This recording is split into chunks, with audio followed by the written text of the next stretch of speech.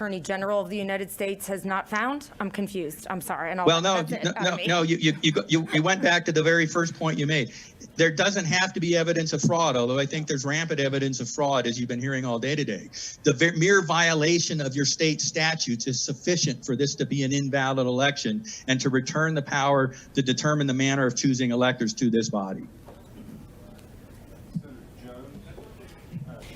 Thank you very much, Mr. Chairman. Well, colleagues, I sort of feel like where I sit that it's kind of like an Alice in Wonderland moment where you've gone down a rabbit hole and through the looking glass, everything gets wavy and seems really confusing. But to me, that seems like a sort of alternate universe that we don't have a lot of evidence of, frankly. And there's a lot of misinformation or misstatements even being disseminated by some witnesses, probably in good faith. But when you investigate further, you realize that this is really not a surprise, because if you've read the affidavits that have been filed with a lot of these lawsuits, what you will find is that people see things that they think are suspicious, but they do not understand the elections process in Georgia. And once that gets investigated, you find out that what they have actually seen are things unfolding the way that they should be. And I just would like to mention just a couple of those things. First of all, in the video that we were shown, as I mentioned to our Whip Gooch, the Secretary of State has issued many statements about all those things that were raised in the video. And the Secretary of State says our monitor was there. And in fact, since this morning, they've identified the person. It's a young white guy between 25 and 30 wearing a blue jacket that is in the video. That is their monitor that was there the whole time. Some people have filed affidavits not understanding that there is a duplication process when ballots can't be scanned, when they're torn, when they're UOCAVA ballots, because then when they're UOCAVA, Uniformed Overseas Citizen Absentee Voting Act, something like that, people are printing them on home computers at their houses abroad. They have to be duplicated, and there's a procedure for doing that. So you see a lot of these affidavits where people are like, this seems weird, this seems fraudulent, when actually it's the process. The human error raised in DeKalb, there have been, by Mr. Amick, I think, there have been numerous news stories about that. That would have been caught later in the process. If you canvass the vote properly at the county level before you go ahead and submit, you will catch things like that. And that discrepancy would have been identified even without, and I'm not saying he didn't identify discrepancy. He did. It's just that it never rose to the level of being a problem, and there's no evidence that it wouldn't have been caught. So it's not evidence of fraud. People who think, oh, I didn't request an absentee ballot. Well, you're on the rollover list. 600,000 people. So there's just a lot of things where we really need actual evidence of things that are provable, that are widespread irregularities that would rise to the level of having flipped the election. And, we heard a lot about, particularly out of Mayor Giuliani, about the fact that there were far fewer ballots rejected in this election. Well, that is true, because we changed the law. We changed the law after the 2018 election to allow an opportunity to cure. And the laws related to the oath were also changed by this body. So these are all things that have happened. There are some innocent explanations for many of these things. And, this was a very close election, but in the end, the number of ballots and the number of voters matched. After the hand count, they matched. The number of voters and the number of ballots matched, and that has been confirmed numerous times. We did a hand count with the human readable text for the presidential election. We're about to complete our third count. I feel like if we were truly interested in getting to the bottom of a lot of concerns that people have raised, and I do think that those need to be addressed, because faith in our elections is crucial. People do feel that results can't be trusted. That is a problem. First of all, there is the 23 investigators and 250 complaints at the Secretary of State's office. But even aside from that, if we were interested in finding out the truth behind statements being made, we would have a hearing where many of those could be discussed and we could ask questions of people that have knowledge about how Georgia's election systems are run. And we did not have that. So it seems pretty clear to me that we aren't actually really interested in trying to get to the bottom of some of these complaints. Could our election be run better? Human error does not equal fraud. Bad management does not equal fraud. Of course we need to have secure elections. I'm sure there are myriad ways that you guys think it could be run better and that I think it could be run better. There are, so let's talk about those. But we do not have evidence of widespread irregularities that would change the election, and that's what you need to really talk about this. I've mentioned it 3 times already today. 40 judges and 40 lawsuits have not found that. Attorney General Barr has not found that. Brad Raffensperger and everyone involved in elections in Georgia have not found that. And with that, we get to this notion that we should seize the power away from the voters. I think we all know, and Senator Heath, Chairman Heath raised it, in order for us to even contemplate doing that, we would have to call a special session and change the law. The governor, speaker, and lieutenant governor have already said, we're not calling a special session. You need 3/5 of the legislature to call a special session. Clearly that's not gonna happen. If these folks have evidence of fraud that would change the election, they can and should present it in the courts and to the Secretary of State's office. People who have the ability to investigate, recommend changes to us, and if there's a big problem, then let's hear it, you know? Then we have to take action. But until we have that, engaging in a lot of these things does more to undermine Georgians' trust in the election than it does to help it. Ever since today started, I have been attacked. The Secretary of State's office has had to take action as it relates to my address. And I've started to get some of the vile things that some of our other colleagues at the Secretary of State's office has. We've given it oxygen. And I think that does a disservice to so many Georgians. You got evidence, show up in court and prove it. That's how it has to be. And in the meantime, we've got OCGA 21-501F, where we have said that the person who gets the most votes is who gets the electors. And do we really want to mess around and have to redo every single one of our own elections too? I'm a little confused about that. Are none of us legitimately elected? Can anyone answer that for me? Do we know? I guess not, if we're not certifying the election.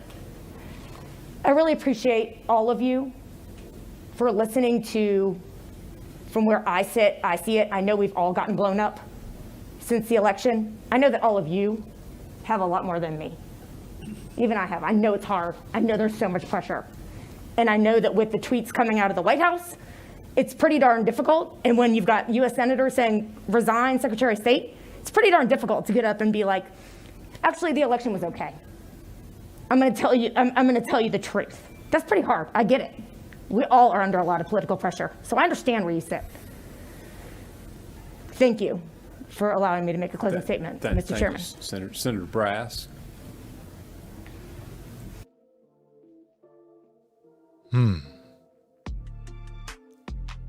I don't know about you folks, but after listening to Senator Parent and her BS, I need some boots. Now, I only played just that little small part, but I implore everyone, especially anyone that's living in the state of Georgia, to watch the entire hearing. And then you will understand how crazy this woman sounds. Pay attention to that picture that's on the screen in front of you. Remember, she was caught stuffing ballots. Didn't you hear the nervousness in her voice? Forensic audits? Nah, she don't want that. She just sat up there and told a bunch of lies, talking about they didn't present no evidence. When you watch the video of the hearing, you'll see that they laid out everything. They gave them in the beginning video evidence of cheating. That was in the beginning. And then they followed up with a bunch of witnesses that worked at the polling places. And she still says nothing rises to the level of fraud. Please don't just take her word for it. I suggest you watch the whole hearing. It may be a little long, but like I said in the beginning, this is very important. And even though you might be a supporter of Joe Biden, next time, they might not want who you support. Think about that. One thing I can't really, I don't know. I guess I have to say that when you actually listen to the entire hearing and then you hear the end of this hearing and you hear the people, the other senators, not all, but a lot of them, were saying the same thing in so many words as her. They acted as though they saw nothing, heard nothing, and it just didn't exist. I don't understand that. Well, let me stop lying. I do. People are just corrupt. Now, whether you're corrupt in meaning that you cheated yourself or you took money or whatever, you don't have to be corrupt that way. You could be corrupt simply in knowing and seeing the truth about something, but you ignore it because of your own personal feelings. That's corrupt. And I don't know about you, but you definitely don't need somebody in political office in any state, in any country that does that. We have laws for a reason. These people are elected to uphold those laws and hold anyone accountable that breaks those laws. But we're living in a time now where evil is being exposed. So whether you want to see it or not, it's there. And I do have to remind everyone that it all started, I would say probably maybe 2018, like she said. Notice the things she was saying. They changed the laws in 2018 and blah, blah, blah, this, that, and other. Yeah, okay, you changed the law in 2018. But the man just told you that those laws were changed illegally. They were, look at the wording. I mean, you really have to listen to this whole hearing to understand. And I haven't posted the whole hearing yet. Again, I'm just coming off of a 2-week suspension. So I haven't had a chance to upload everything, but I definitely will. So I implore you to watch that. See for yourself. Understand what these people are trying to do, folks. Because like I said, if they were to get away with stealing this election like they have other elections in the last 2 decades, nothing will stop them past this point. They will never return power to you again. We'll see national lockdowns, job losses, businesses closed, mandatory masks, mandatory vaccines, mandatory microchips. I keep reminding the clueless that Microsoft has a patent for the microchip. And when you read that patent, it says, no one will be able to buy or sell or receive a paycheck unless you receive this microchip. And the microchip will be inserted in your brain. Or not inserted, they say implanted. I don't know how many times I can keep telling you this. Their goal is to merge our DNA with technology. Why do you think they want to put the microchip in your brain? Wake up, sheeple. I'm gonna leave you with one of the ringleaders. He told you from the get-go of what they were up to. Did you listen? Well, just in case, I'll remind you, and I'm gonna leave it right here. It's the Beltway Perspective. I'm Dwayne. And I'm out.